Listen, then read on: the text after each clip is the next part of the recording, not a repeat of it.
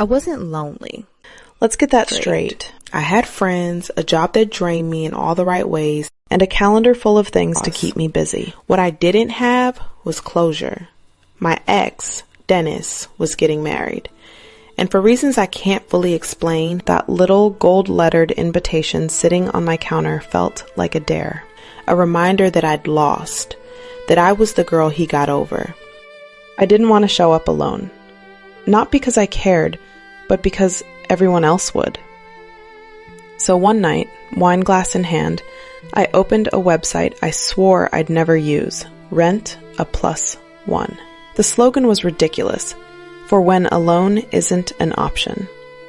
I scrolled through profiles like I was shopping for confidence. That's when I saw him. Eli Grant. Maybe it was the way he didn't look like he belonged there. I booked him. One night, a wedding, a performance. When he arrived at my door right on time, he wasn't what I expected. Not flashy, not rehearsed. Just calm. He noticed my hesitation, smiled softly, and said, "Don't worry, I've done this before. So how do we play this?" He laughed slightly. So we decided to rehearse how to be a couple. Like kindergarten kids pretending to be grown-ups. But it was what we needed for the show. Kelvin took it seriously. Too seriously, maybe. He wanted to get the details right. The way my hand fit into his. The pauses between words. The rhythm of laughter that sounded unforced. And somehow, he made it fun. He hummed little tunes, twirled me around the living room like we were in some low-budget rom-com. And when I laughed, genuinely laughed, he grinned and said, "See? You're getting the hang of this." That's when I noticed. He was versatile, smart, effortlessly charming in a quiet way. He knew songs I loved, books I'd actually read. He danced better than anyone had a right to. My kind of man. And I caught myself thinking, what? Who is this guy? We arranged to set out early the next day, wedding day. The car ride was quiet, awkward at first. Then somehow it wasn't. His voice had this ease, like he knew when to fill the silence and when to let it breathe. By the time we got to the wedding, he'd slipped perfectly into character, hand at my back, whispering something that made me laugh at exactly the right moment. For a second, I forgot it was fake. But later that night, when the crowd thinned and the music softened, I caught myself watching him, wondering why a man like that would rent himself out for company. Then he asked me to dance with him. Yeah, we rehearsed that, but honestly, I'd forgotten it was supposed to be acting. Every bit of it hit me with a strange, beautiful sting of reality. I was supposed to smile, pretend to be shy, right? But I actually did that. For real. He pulled me close and we danced. And danced. And for a moment, it felt like magic. My ex, Dennis, was moving around, greeting guests with his new bride, and oh my God, thank heaven Kelvin was there. The perfect show up. And in Dennis's eyes, I saw a flicker of jealousy. Like, low, slightly impressed tone. You found yourself a good guy after all. Kelvin was just perfect, always on time, every response smooth but never smug. The way he effortlessly clipped Dennis's sarcastic little jokes, it was priceless. And that's when it started, that slow, dangerous feeling that makes you forget where the act ends and something real begins. The morning after the wedding felt unreal, like the world had hit pause. The city noise outside sounded distant, muffled, as if the night before was still hanging in the air, like smoke that refused to clear. I made coffee, but it didn't taste right. I wasn't even sure if I added sugar. Every small thing reminded me of him. The way Kelvin adjusted his tie before we walked in, the calm tone of his voice when he said, "Just breathe." The faint scent of his cologne when he leaned close enough for me to forget it was an act. I told myself it was just good acting. That's what made it so believable. That's what I paid for. But as the day stretched on, the silence grew louder. At work, I caught myself drifting, staring at my screen while my mind replayed pieces of last night, his hand on my back, that smile. The dance. I laughed at myself, out loud, alone, short, embarrassed laugh. It was ridiculous. A one-night illusion, a rented stranger. Still, the urge to call him wouldn't leave. Not to say anything special, just to hear that same calm tone again. Maybe to thank him. Or maybe to find out who he really was when he wasn't playing a part. But I didn't. I wouldn't. Instead, I poured another cup of coffee I didn't need, turned off my phone, and told myself it was over, that it was nothing. But that night, lying in bed, I could still feel the rhythm of that dance, the warmth of his hand, the steady pulse of someone I wasn't supposed to care about. And for the first time in a long while, I realized I didn't feel alone. I felt haunted. I tossed and turned all night. Sleep wasn't coming. 2 years since my last date. 2 years since I'd even let anyone close. At some point, I decided dating just wasn't for me. I used to laugh about it. The way I could walk past men staring and not even blink, like I was immune to all that. But that was after Dennis. Dennis was a disaster. He had a way of breaking you quietly, making you question your worth while smiling through it. He once told me I'd never find a reasonable man, that I was too selfish, too proud. And then, to crown it all, he invited me to his wedding, just so he could watch me squirm, mock me one last time. But thank goodness I was ahead of his little game. No, thank goodness I picked the right guy for the job, because somehow, that fake boyfriend of mine, that perfect act, had become something else. Now he was living rent-free in my head. Every smile, every glance, every word. And I hated that it felt good. There were a dozen things I needed to do. Grocery shopping, laundry, anything to keep my mind busy. So I went out. Then, just as I was crossing the street, my phone buzzed. One simple text from him. You forgot something. My heart skipped. I typed back instantly.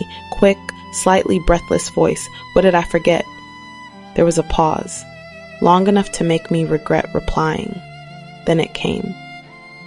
Me. I stopped right there on the sidewalk. Cars honking, people. It felt like the air around me shifted, the same way it did when he smiled at that wedding. I didn't reply, but every second after that felt like a slow war inside me. My mind said, don't do it. My heart said, just one text won't hurt. And then, my phone buzzed again. Kelvin, can we meet tomorrow? For a moment, I just stared at the screen. The words looked so ordinary, but they hit different. I could almost hear his voice when I read them. Calm, deliberate, with that soft tease that made everything sound like a promise. I tried to keep my cool. I typed, deleted, typed again. Finally, I settled for something safe. Reading the text, slightly formal and stiff. I have a busy schedule tomorrow, but I'll let you know soon enough. I pressed send and tossed my phone aside, pretending it didn't matter, but I knew I'd already made up my mind. The truth was, I'd been waiting for that text all day, waiting for a reason to see him again, to tell myself it was still just business, even though it hadn't felt that way in a long time. I lay there in the dark, staring at the ceiling. Somewhere between guilt and excitement, I realized something dangerous. I didn't want this to end just yet. I don't know why I said yes. Maybe because I hadn't stopped thinking about him since that dance. Or maybe because I wanted to convince myself it was just curiosity. Either way, there I was, sitting across from Kelvin, in a little Italian restaurant tucked in the corner of downtown. He looked different, less polished, more real. Just a man. in a gray sweater, soft eyes, and a quiet smile that didn't need effort. And for the first time in a long while, I didn't feel the urge to hide behind sarcasm. We talked about music, about the smell of rain, about why people pretend not to miss what they once had. And every time I looked up, he was already looking at me. Not like I was a challenge to win, but like I was someone worth listening to. Then he said something I didn't expect. You know what's funny? People hire me to make them feel wanted, but you don't seem like someone who needs that. I laughed softly, tilting my head. Oh, trust me. Everyone needs that once in a while. He leaned closer, eyes soft, searching. So tell me, why did you do it? He's your ex, right? That question hit me like a punch to the gut. For a moment, I didn't know what to say. My voice felt small. You already know why. I muttered. I'm trying to sound casual, but feeling ridiculously exposed. Then he laughed. Not the polite, restrained kind, but a full, loud, heart-from-the-stomach laugh that turned heads. I blinked, surprised. What's funny? I asked, a little embarrassed. Half embarrassed. He leaned in, lowering his voice. Did I tell you what your ex whispered to me during the reception? I frowned. No. What did he say? Kelvin's smile widened. He asked me how I cope with your farts while you sleep. My jaw dropped. He did not. Oh, he did, Kelvin said, grinning. So I leaned right back and whispered, Mine are louder. I couldn't help it. I burst out laughing. Loud, ugly, unrestrained laughter. It echoed through the restaurant, bouncing off the glasses and walls. For a few seconds, we forgot everyone else existed. Then he looked at me, still smiling, but softer now. You don't deserve him, he said quietly. You're special, and only a man who knows that will ever be worthy of you. Tears threatened at the corners of my eyes. In my head, I couldn't stop asking, when was this man created? Where has he been all my life?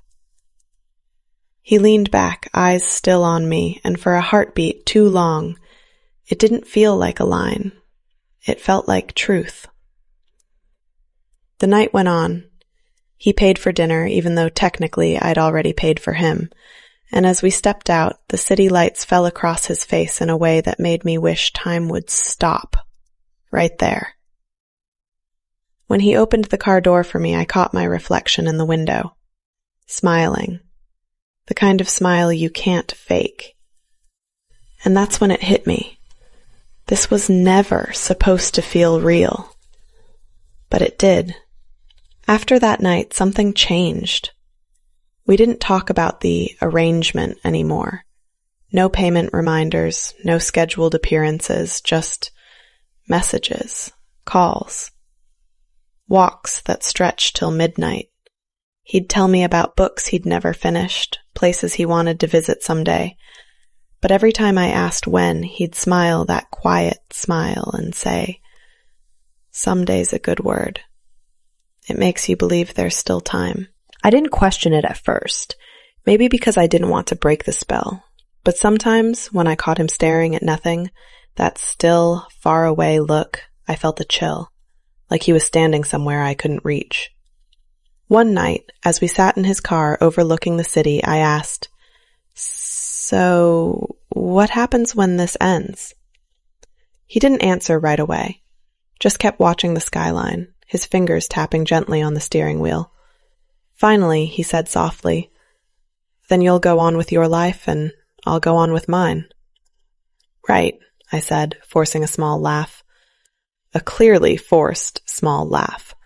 Simple as that. He turned to me, his voice lower now. it should be. And for a moment, just a flicker, I thought I saw sadness in his eyes. Not the kind that comes from loss, but the kind that comes from knowing something the other person doesn't. It happened on a quiet Sunday afternoon. We were sitting by the lake, the one just outside town where the ducks never seem to care about human drama. I was tracing circles in the sand with a stick, while Kelvin lay back on the grass, eyes half closed, soaking in the breeze.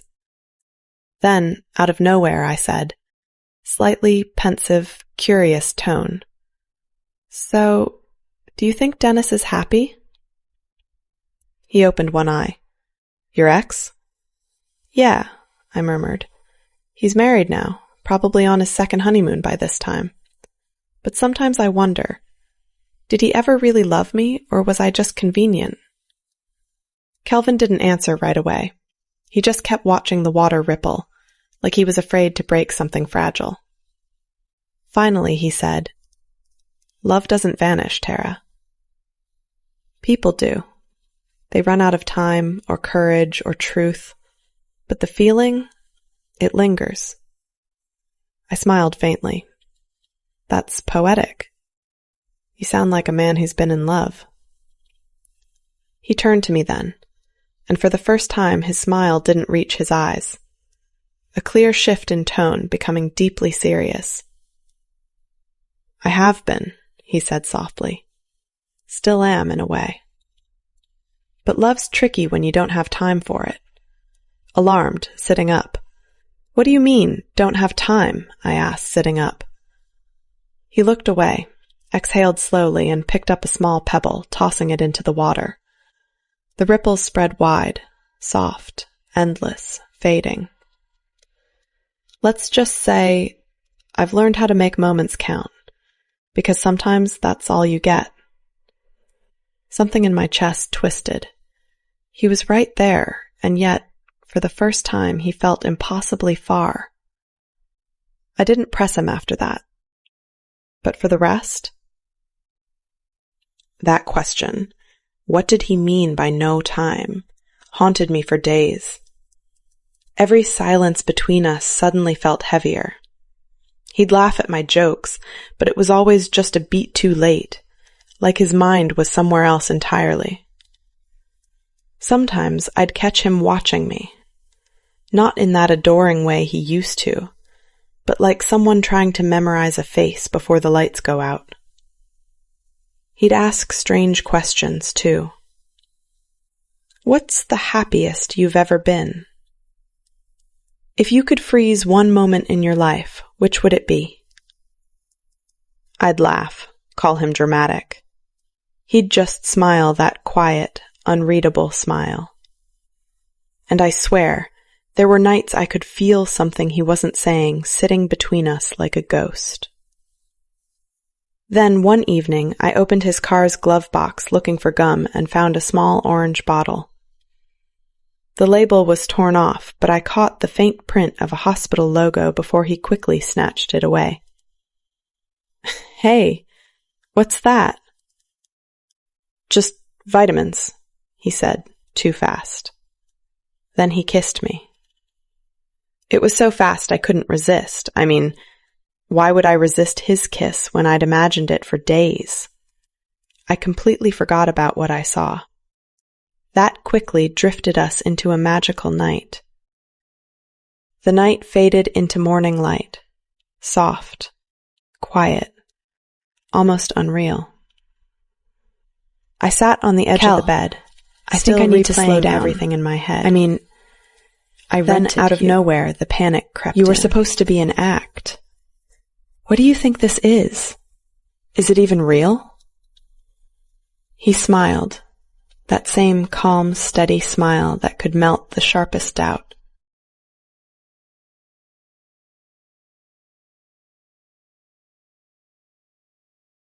Then he reached out, brushed my hair from my face, and said, "From the day I stepped into your space, I knew you were special.